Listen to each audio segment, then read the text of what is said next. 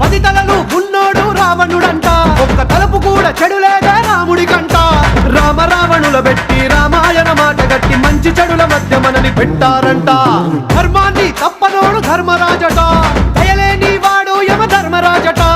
వీడి బాట నడవకుంటే వాడి వేటు తప్పదంటూ ఈ బతుకును నాటకంగా ఆడిస్తున్నారంట. రంగా రంగా రంగస్థలాన ఆడడానికంటే ముందు సాధనంటూ చెయ్యలేని ఆట బొమ్మలవు అంట.